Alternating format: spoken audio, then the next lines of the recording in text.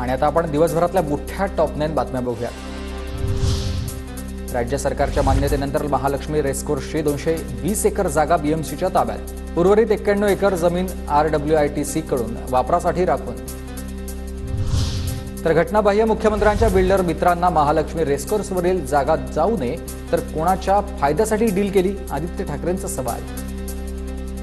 टीसीच्या वतीने हा जो काही तिथे डील केलं गेलंय, कोणाच्या फायद्यासाठी केलं गेलं, कोणकोणत्या बैठकीत होतं, याच्यावर आम्ही चौकशी लावूच आणि जे त्याच्यात गिल्टी असतील त्यांच्यावर कारवाई करू।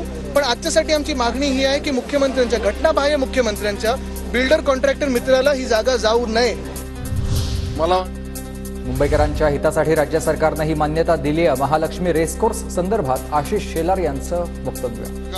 मला वाटतं याचा निर्णय राज्य सरकार योग्य रीतीने करेल।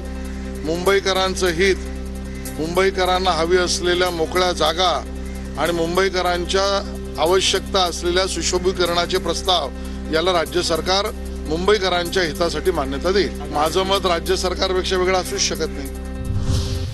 पॅलेस्टाईनचा उल्लेख करणं हा गुन्हा आहे का? पॅलेस्टाईनबाबत सरकारची भूमिका काय? ओवैसींनी शपथविधीवेळी पॅलेस्टाईनचा उल्लेख केल्यानं होणाऱ्या वादावर संजय राऊतांचा सरकारला सवाल। पॅलेस्टाईनचा उल्लेख करणं हा गुन्हा आहे का? पॅलेस्टाईनच्या बाबतीत सरकारचं धोरण काय आपल्या भारत सरकारचे ते आधी स्पष्ट करावं। पॅलेस्टाईन हा एक देश आहे। पॅलेस्टाईनमध्ये मानवतेचा सहार होताना आम्ही पाहतो। मी त्यांच्या कृतीचं समर्थन करत नाही कोणाच्याही। ओवैसींची जीप कोणी छाटणार असेल तर माझ्याकडे येऊन पारितोषिक घेऊन जा, नितेश राणे यांचा असदुद्दीन ओवैसींवर हल्लाबोल। ती जीप छाटून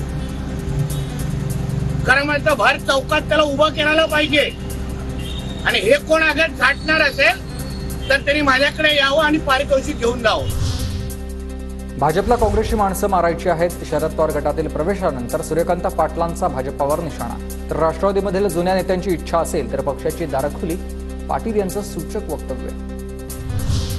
100% दरवाजा बंद नाही, शरद पवारांकडून स्पष्ट। पक्षाला वाटत असल्यास लोकहितासाठी विचारपूर्वक निर्णय घेतला जाईल, राजेश टोपेंचं हे विधान। 9 जुलैला सर्व मुद्दे समोर ठेवणार, आमचे मुद्दे जो सोडवणार त्याच्यासोबत जाणार, बच्चू कडूंची प्रतिक्रिया। आणि आता आपण दिवसभरातल्या महत्त्वाच्या टॉप 9 बातम्या बघूयात।